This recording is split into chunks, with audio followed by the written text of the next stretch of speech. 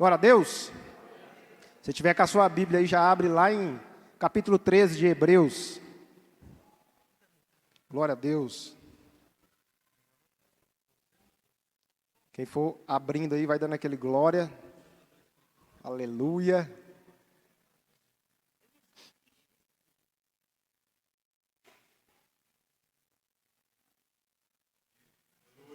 Glória a Deus. Todos encontraram aí? Amém? O texto diz assim: o sumo sacerdote leva sangue de animais até o Santo dos Santos, como oferta pelo pecado. Mas os corpos dos animais são queimados fora do acampamento. Frise bem, são queimados fora do acampamento.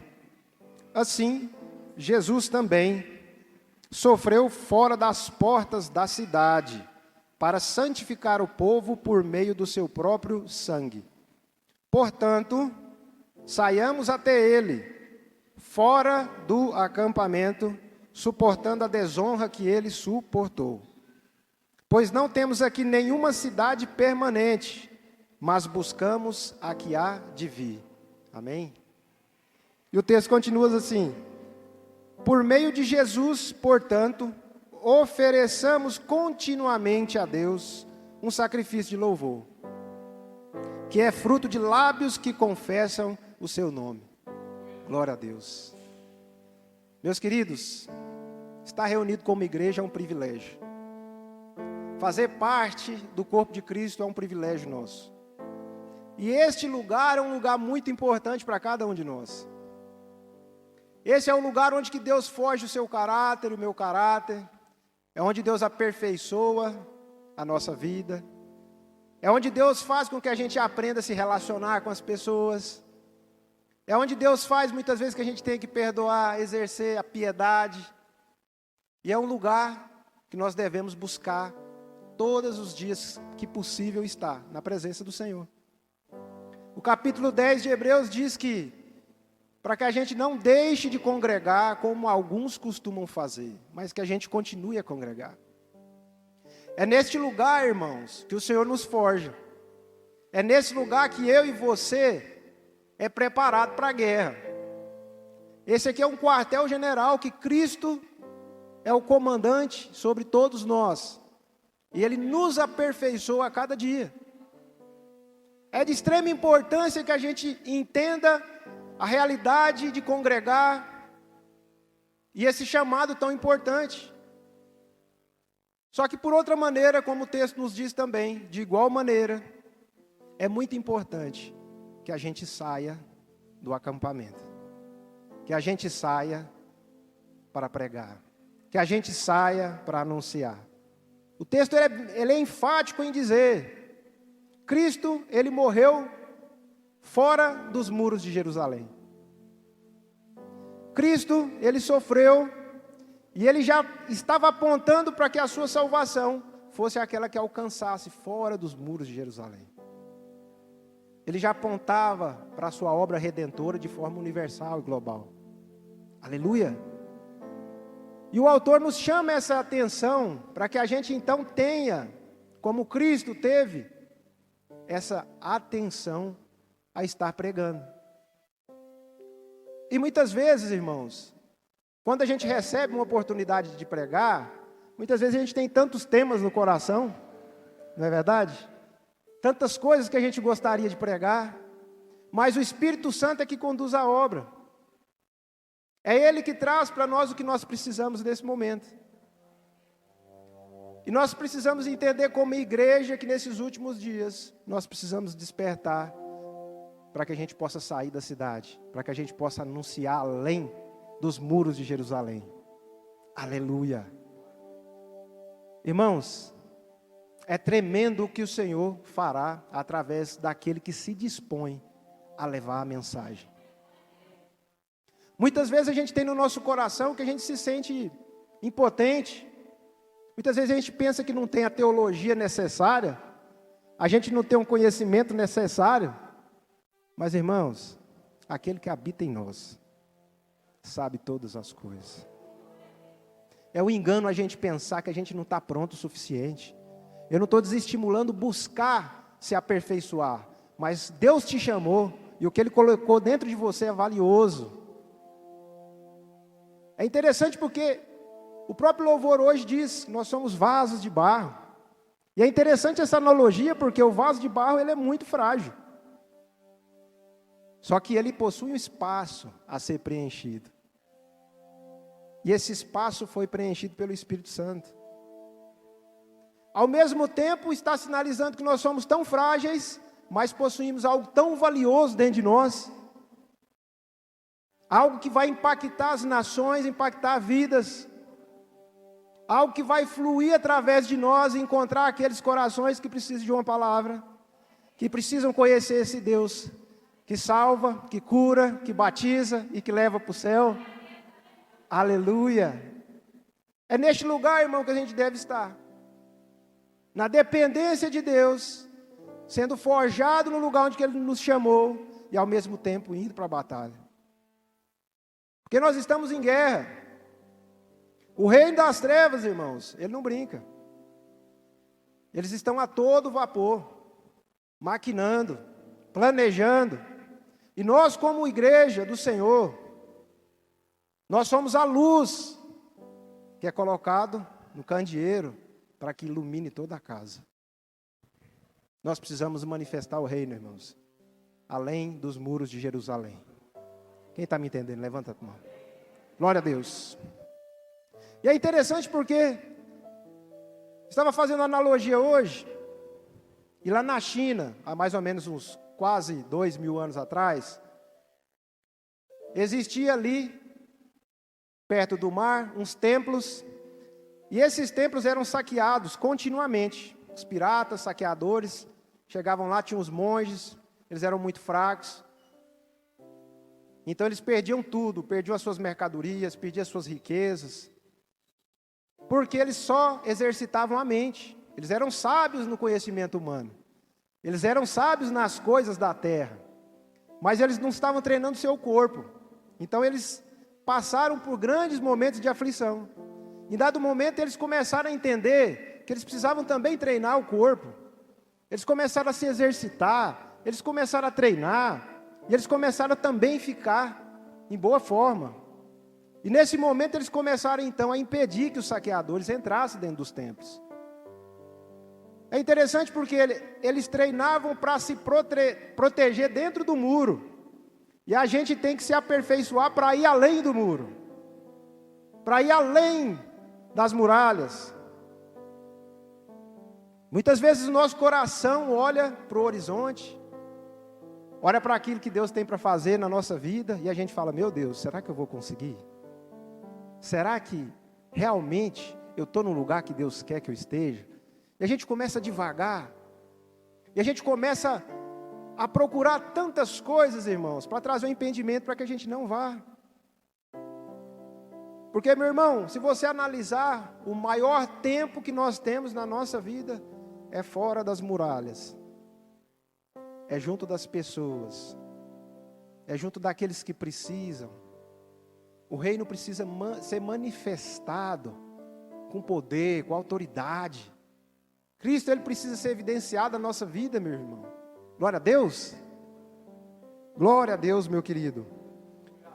Hebreus, de capítulo de número 10, diz para a gente ter esse cuidado, para congregar, para se capacitar, para ouvir a palavra, para ser edificado. E é nesse lugar que nós devemos estar. Nós precisamos enxergar além de nós mesmos, dentro do reino de Deus. Essa visão, esse evangelho, essa salvação do Senhor, ela não veio, irmão, sem ter um preço a ser pago. Jesus pagou todo o preço. A Bíblia diz que em substituição, quer dizer, Ele se fez pecado por nós. Ele assumiu no seu próprio corpo toda a ira de Deus, para que eu e você pudesse estar aqui hoje nesse lugar. Para que eu e você pudesse levantar as mãos e dizer glórias a Deus. Não foi gratuito, irmão, teve um preço de sangue. Sangue do Santo de Deus. E Ele é aquele que ordena Na sua primeira ordem depois da ressurreição: ide por todo mundo e pregai o evangelho a toda criatura. Aquele que crê e for batizado será salvo, mas aquele que não crê já está condenado. É uma ordem, irmão, expressa do Senhor para nós. Ide. Ide por todas as nações. Manifeste o reino de Deus. Deixe Deus fluir através de mim e de você. Irmãos, o que Deus fez na nossa vida, e o que Deus está fazendo, e o que Deus fará, são coisas tremendas.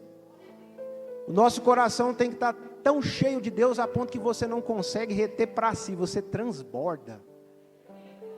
As pessoas precisam ser tocadas. Aleluia, glória a Deus. As pessoas precisam ser tocadas, meu irmão. Nós precisamos ser tocados pelo Deus Altíssimo. E a Bíblia fala, lá no livro de Êxodo, que nós fomos chamados para ser reino de sacerdotes. Ser reino de sacerdote, meu irmão, é ministrar diante de Deus e é conduzir o povo até Deus. É ajudar, é interceder, é acreditar, é orar, é conduzir. É nesse lugar que nós precisamos estar, de condução. Meu irmão, esse entendimento precisa estar dentro de nós de uma forma muito clara. Porque Deus é um Deus tremendo. E precisa de que a gente esteja nesse lugar de cooperação. Deus é soberano, mas Ele escolheu fazer com que a salvação ela seja pregada por homens e mulheres. E a Bíblia diz que os anjos eles intentaram, e a tradução certinha seria: os anjos ficaram tentando conhecer mais profundamente desse evangelho. Você sabe por quê? Porque eu e você nós temos a mente de Cristo. Somente o ser humano foi criado à imagem e semelhança de Deus. Quando a Bíblia diz que os anjos intentaram, quer dizer, eles quiseram entender mais profundamente, como nós muitas vezes temos o entendimento. Por quê? Porque a mente de Cristo está em nós.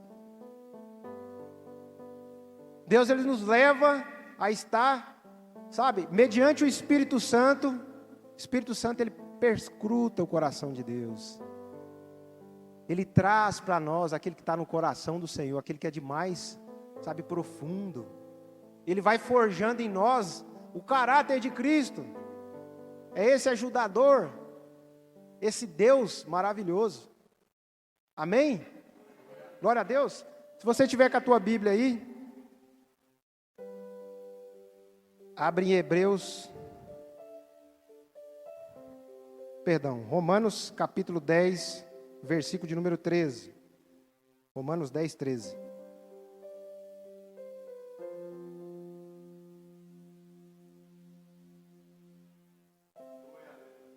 Amém? Glória a Deus. Vamos ler. Porque todo aquele que invocar o nome do Senhor será salvo. Como, pois, invocarão aquele em quem não creram? E como crerão naquele de quem não enviaram? E como ouvirão se não há quem pregue? E como pregarão se não forem enviados? Como está escrito: quão formosos os pés dos que anunciam o evangelho da paz, dos que trazem alegres novas de boas coisas. Mas nem todos têm obedecido ao evangelho, pois Isaías diz: Senhor, quem creu na nossa pregação? Aleluia. Aqui ele está dizendo: quão formoso é os pés dos que anunciam o evangelho. E o pé, irmão, é uma coisa que tem um significado profundo. Lavar os pés, o significado da humildade, de servir. Mas na nossa vida, no nosso corpo, quem toca o chão são os nossos pés.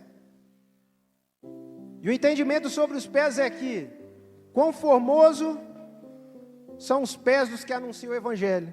Por quê? Porque mesmo tocando o chão, mesmo estando nesse mundo, você não é contaminado pelas coisas do mundo. O Espírito Santo, te santifica, te abençoa, te traz refrigério, e seus pés continuam a caminhar. Isaías diz a mesma coisa: quão formoso é os pés daqueles que anunciam o Evangelho. Aleluia! É maravilhosa essa oportunidade, irmãos, de pregar, de anunciar. Glória a Deus. E o texto diz assim, ele continua: mas nem todos têm obedecido ao Evangelho, pois Isaías diz: Senhor, quem creu na nossa pregação? E muitas vezes a gente fica perguntando o resultado que eu vou ter, o resultado que você terá anunciando o Evangelho. Nós não temos que preocupar com o resultado, irmãos, nós temos que fazer. Nós temos que ir, nós temos que anunciar. Esse é o nosso compromisso com Deus. Aleluia! É interessante porque um grande evangelista, que já existiu, ele não é vivo mais, conhecido como T.L. Osborne, ele disse que quando ele começou o ministério com 18 anos, ele casou muito cedo, e ele foi enviado como missionário na Índia. E quando ele chegou lá, ele começou a pregar o evangelho para uma tribo de indianos. E ele começou a anunciar, a pregar, a dizer que o Cristo é o Filho de Deus que veio ao mundo, que morreu pelos nossos pecados. E ele disse que aquele povo era um povo sedento de Deus. Era um povo que buscava a todo momento saber onde existia um Deus para eles poderem adorar. Eles eram zelosos nessa parte. Só que T.L. Osborne diz que quando ele começou a pregar, as pessoas falavam: mas qual é a evidência que Jesus veio? Qual é a evidência que Jesus é Deus? E durante muito tempo ele ficou triste ali naquele lugar, até que ele resolveu voltar. E ele voltou com o coração, triste, abatido, porque tinha ido com alegria levar o Evangelho. E ele começou a analisar: o que falta? Então ele começou a buscar, irmãos, a Deus, direcionamento do Senhor, até que ele teve um encontro com Jesus. E Jesus mostrou para ele que o Evangelho tem que ser acompanhado de sinais, prodígios e maravilhas. A partir desse momento ele disse que ele começaria a orar a palavra e a ler a Bíblia de uma forma como se ele nunca tivesse lido. A partir daquele momento ele ia começar um marco zero, como se nunca houvesse lido. E tudo aquilo que o Senhor tivesse prometido, tudo aquilo que o Senhor tivesse falado, ele iria crer de todo o seu coração. E iria colocar a fé em prática. E foi isso que ele fez. Foi um homem muito usado por Deus, que abençoou muitas e muitas nações. E o Evangelho foi pregado. Eu quero chamar a atenção para esta noite também, não somente o fato de levar a palavra, mas nós temos que perceber que os sinais, eles precisam acontecer na nossa vida. Se a gente observar lá no Êxodo, capítulo de número 4, a gente vai ver que Moisés chega diante de Deus e fala: Deus, como é que eu vou libertar esse povo? Como é que eles vão acreditar em mim? E Deus pergunta para ele: o que você tem na sua mão? E ele disse: uma vara. Deus fala: joga no chão. Ele jogou, a vara se transformou numa serpente. E Deus disse: pega pelo cabo. Ele pegou, a vara se transformou novamente na vara. E aí ele falou: coloca a sua mão dentro da sua veste. Ele colocou. Quando ele tirou, a mão cheia de lepra, branca como a neve. E Deus falou: coloca a sua mão novamente. Ele colocou, a mão estava curada. E ele diz: se eles não crerem, vá até o Nilo, pega uma porção de água, joga em terra seca e ela virará sangue. E aí na Bíblia diz, no final do capítulo 4, que eles estavam ali, reuniram os líderes de Israel, e os sinais aconteceram no meio do povo e eles creram, irmãos. Por quê? Porque nós temos que entender o contexto. Naquela geração de José já havia se passado já quase 400 anos. Se a gente for fazer uma matemática, praticamente 8 a 10 gerações já havia se passado. Eu conjecturo dentro de mim que as primeiras gerações, elas foram intensas em Deus, continuaram, a fé no Altíssimo. Mas aquela perseguição, aquela opressão foi tirando um pouco o foco deles de Deus, fazendo com que aquele Deus fosse um pouco distante para eles. E quando Moisés chega e manifesta aqueles sinais, eles se lembraram do Deus dos seus pais, dos seus avós e creram.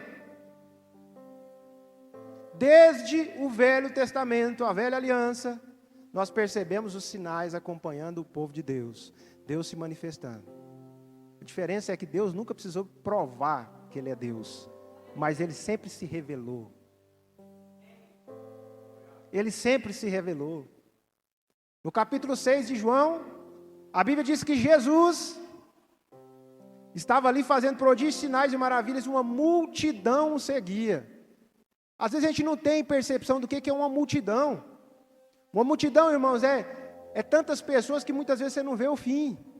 Seguiam Jesus aonde Ele estava, o milagre estava. Aonde Ele tocava, as coisas aconteciam. E mesmo na sua morte, das pessoas que não creram que Jesus era o Senhor, quando Jesus expirou, quando houve o terremoto, quando os sepulcros se abriram, aqueles guardas, aquelas pessoas disseram, verdadeiramente este era o Filho de Deus. Os sinais sempre acompanharam. Os sinais sempre vão acompanhar. Não é algo sazonal que aconteceu porque era um propósito específico de Deus. Deus não muda. Deus é imutável. O que Deus começou, Ele vai continuar. O problema é que essas verdades, muitas vezes, elas vão sendo perdidas. Muitas vezes essas verdades, elas começam a ficar distantes de nós. E a Bíblia diz que a fé vem pelo ouvir, e ouvir a palavra de Deus. Os sinais acompanharão os que creem. Marcos 16, 17. Os sinais acompanharão os que creem. E é interessante porque os sinais não irão na frente dos que creem. Os sinais irão juntamente. Se você for, os sinais acompanharão. Se você se dispuser, os sinais vão acompanhar você. E agora, se a gente não se dispuser, os sinais não acompanham, irmãos. Deus, Ele é um Deus que derramou em nós algo grandioso. Porque quando você observa lá no livro de João, capítulo 20, você vai perceber que os discípulos eles receberam o Espírito ali. Só que Deus falou para eles lá no capítulo 1 de Atos, versículo de número 4, para que eles não se ausentassem de Jerusalém, para a promessa vir sobre eles. É como se Deus dissesse, há um complemento vindo aí. Há uma percepção total chegando para vocês. Vocês já têm um Espírito, mas vai vir algo. Uma capacitação, não saiam. Aguardem. Vocês precisam de algo que vai vir para vocês poderem anunciar o Evangelho. Judeia, Samaria e até os confins da terra. Mas o Senhor falou primeiro, aguarda. O reino de Deus, irmãos, é um reino prático. A gente é que fica teorizando muitas coisas. Grandes homens e mulheres de Deus muitas vezes não tinham nem o ensino, sabe, básico. Mas elas criam, sabe, fervorosamente nas verdades do reino de Deus. Elas criam nas promessas. Porque é muito diferente quando alguém diz algo para nós, ou quando a gente fala alguma coisa, e a gente não sabe se vai acontecer aquilo. Você muitas vezes promete alguma coisa, você fala alguma coisa, mas e Deus, quando Ele promete? Será que Ele descumpre o que Ele prometeu? Será que Deus é um Deus que troca de opinião? Deus, Ele não muda. Se Deus, Ele disse que iria derramar, se Deus, Ele disse que o Espírito Santo habita dentro de nós, que os sinais seguiriam os que creem, os sinais vão seguir. O problema maior que nós enfrentamos atualmente, muitas vezes, é a fé. Porque a gente teoriza tanto e a fé é tão simples, irmão. Porque a fé é simplesmente crer naquilo que Deus falou. Não parece simples? É algo que Deus deixou de uma forma revelada, fácil. Porque Deus é um Deus de revelação, não é um Deus de mistério. Só que essas verdades, elas precisam ser estabelecidas no nosso espírito. E muitas vezes o que a gente tem feito é estabelecer as verdades do reino na nossa alma. Aí quando eu acordo de manhã, que às vezes não está tão legal a minha vida, o meu dia, será que realmente vai acontecer? Se a minha fé, se a minha esperança for estabelecida na alma, irmãos, todos os dias vai ter variação. Mas se você estabelecer a fé no seu espírito, não tem nada que te tire essa paz e essa fé. Deus, Ele quer construir dentro de nós, irmãos, sabe? Um lugar onde esse canal se torne claro, para que a gente possa ouvir a voz dEle, para que a gente cumpra esse propósito. O que nós temos que entender é que nós precisamos nos deixar ser encharcados pela palavra, nos mover em fé. Porque muitas vezes o mundo ele vai nos ensinar tantas coisas que tiram de dentro de nós essas verdades. E nós temos que ter esse cuidado de nos encher com essa verdade, para permanecer inabalável, crendo. O Espírito testifica dentro de nós que nós somos filhos de Deus, não é assim que a palavra diz? Mas o Espírito testifica dentro de nós, que Ele é conosco, todos os dias da nossa vida. Aleluia! Deus é tremendo, irmãos. Não há nada, irmãos, que nós possamos fazer, sabe, para muitas vezes agradecer da forma que deveria o que Deus fez por nós. Isaías 53:4 diz que pelas suas pisaduras nós fomos curados, nós fomos sarados. O castigo que nos traz paz estava sobre Ele. E é aí que nós temos que entender que a nossa fé tem que ser naquele que nos perdoou, que nos chamou. Aquilo que Ele prometeu, irmão, Ele é fiel para cumprir. Passe o tempo, passe céus, passe terra, mas a palavra do Senhor não muda. Certa vez os discípulos eles começaram a ter um embate em relação à fé. Porque eles não conseguiram expulsar um demônio de um rapaz que estava com problemas. E o pai dele chega desesperado ao pé de Jesus, dizendo: Senhor, me ajuda. O meu filho é lunático, ele se joga no fogo, se joga na água. E nem os seus discípulos conseguiram expulsar. E Jesus, Ele deixa algo bem forte para nós aqui. Vou até ler. Mateus capítulo 17, ele diz assim: Jesus respondendo a esse pai que clamou: ó geração incrédula e perversa, até quando eu estarei convosco? E até quando vos sofrerei? Trazei-me aqui.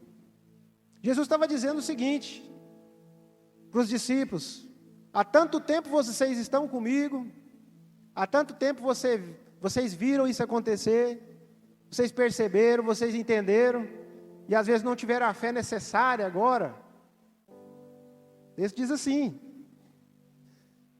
então os discípulos, aproximando-se, continuando, de Jesus em particular, disseram: por que não podemos nós expulsá-los? Eles tentaram. E eu creio que muitas vezes eles tentaram por diversas vezes, por diversas maneiras, mas eles não conseguiram. E Jesus dá a resposta-chave: por causa da vossa incredulidade. Porque em verdade vos digo que se tiverdes fé como um grão de mostarda, direis a este monte: passa daqui para acolá, e há de passar, e nada vos será impossível. Aleluia! Se tiverdes fé, e a tradução correta seria, do tamanho não, mas como um grão de mostarda. Porque o grão de mostarda, ele pode ser minúsculo, mas se você enterrá-lo, se você cuidar, se você exercer o zelo com ele, ele se tornará uma grande árvore. E Jesus está fazendo alusão a esse grão. Ele não está falando aqui, tem algumas traduções que falam, e a fé do tamanho do grão de mostarda, não é como um grão de mostarda, a tradução correta. Jesus está tentando mostrar que a fé ela precisa ser cultivada. Nós precisamos colocar ela dentro da terra e a gente precisa regar, e quem dá o crescimento é Deus. A fé é um processo, a gente não começa pronto. A gente precisa entender essas verdades, crer, se colocar nessas verdades, e clamar a Deus para que Ele estabeleça dentro do nosso espírito, para que fique mais claro do que a luz do dia. É a fé que desde sempre foi o canal para que Deus possa agir nas nossas vidas. Foi assim com Abraão. Se você observar todos os patriarcas, todas as promessas que Deus fez, sempre foi pela fé. Aleluia. E nós precisamos, irmãos, ao mesmo tempo, além das muralhas, mas também manifestar o reino com poder, com sinais, prodígios e maravilhas. E a gente imagina dentro de nós que isso muitas vezes pode ser uma exceção, mas pode ser que aconteça. Não, irmão, Deus estabeleceu para ser como regra na nossa vida. Deus estabeleceu para que essas verdades elas possam fazer parte do nosso culto todos os dias. Para que essas verdades façam parte de você quando você for lá fora. Quando você ver alguém que precisa, que você orar por ela. Que você estender a sua mão, pela tua fé, Deus vai lá, pelo sangue que Ele derramou na cruz do Calvário. Irmãos, multidões, pessoas eram tocados pelo mover de Deus, pelo poder de Deus. E nós precisamos entender. Porque Jesus disse lá em João 14,14, que vocês farão essas obras e ainda farão maiores. Porque o Espírito Santo habitaria dentro de nós. E agora nós teríamos a plenitude daquilo que a gente teria. Que a gente precisaria. Porque a caminhada é longa. Nós precisamos manifestar. A Bíblia fala que nós somos testemunhas. E a palavra testemunha é muito forte, irmão. Porque testemunhar é dar veracidade, é comprovar. Se nós somos testemunhas de Cristo, nós precisamos dar veracidade, testificar, dar provas que Jesus é o Filho de Deus. E os prodígios, os sinais, as maravilhas, eles têm um papel muito importante, não só eles, mas eles têm um papel muito importante na nossa vida, testificar de Jesus. Porque muitas vezes nosso planejamento humano, a respeito de missões, a respeito de levar o Evangelho, muitas vezes eu preciso ir de casa em casa, eu preciso um folheto, eu preciso fazer tantas coisas, tantas estratégias. Isso é muito bom, irmão. Muito bom, mas o melhor evangelismo é quando você manifesta o poder de Deus, porque as pessoas são atraídas. Jesus não precisava ficar chamando ninguém para vir, vem, ficar oferecendo a salvação. As pessoas sentiam, verdadeiramente era o Filho de Deus. As pessoas vinham a Jesus atraídas, aos montes, se abarrotando pelas janelas, pelas portas, caindo, pedindo: Deus, me ajude. Porque em Jesus habitava o poder de Deus. Porque Jesus era Deus. Porque Jesus é Deus. E Ele depositou dentro de nós, irmãos, tamanho poder, tamanha bênção. Nós precisamos manifestar. A tampa do jarro de cerâmica é a nossa fé. Como que a gente vai destampar esse jarro para que o poder de Deus, o óleo dessa unção, emane da minha vida e toque as pessoas? Pela fé. A fé é a que regula a botija. Porque está dentro de você uma medida inesgotável aí do poder de Deus. Nós só precisamos exercer a fé para que a tampa seja aberta. Aleluia. Glória a Deus. As pessoas precisam de receber salvação. E eu e você, nós temos um privilégio e uma responsabilidade muito grande, muito grande. É como se nós tivéssemos a cura de uma doença terminal, e a gente observasse as pessoas ao nosso redor com aquela doença, e a gente não oferecesse esse remédio. E Deus, irmãos, justo como é, naquele dia Ele requerirá de nós, todos os dias, as omissões que nós tivemos.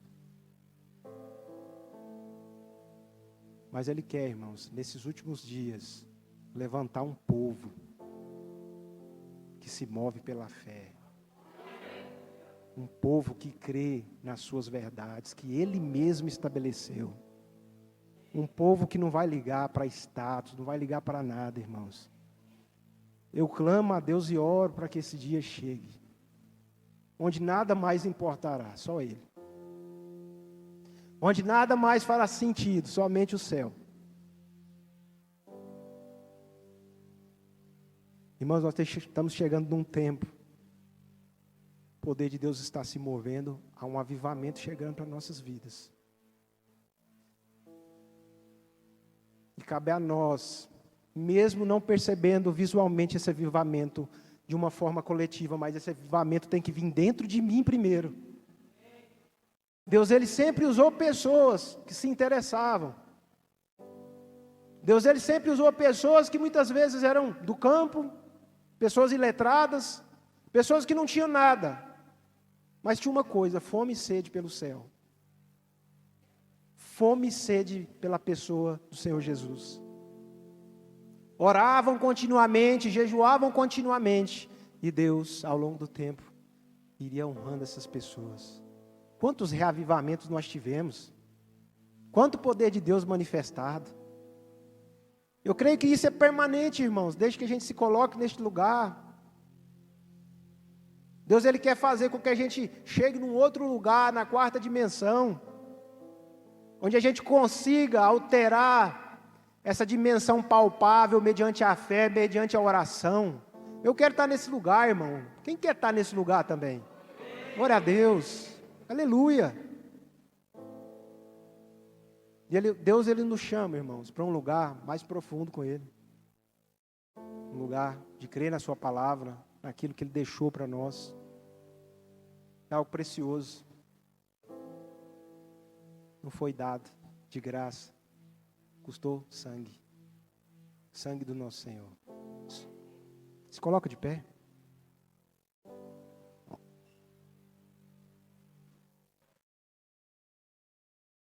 Aleluia. Irmãos, Deus nesses últimos dias, Ele está buscando pessoas com o coração ardente, em chamas, pelo Seu nome. E Ele quer fazer no meio de nós.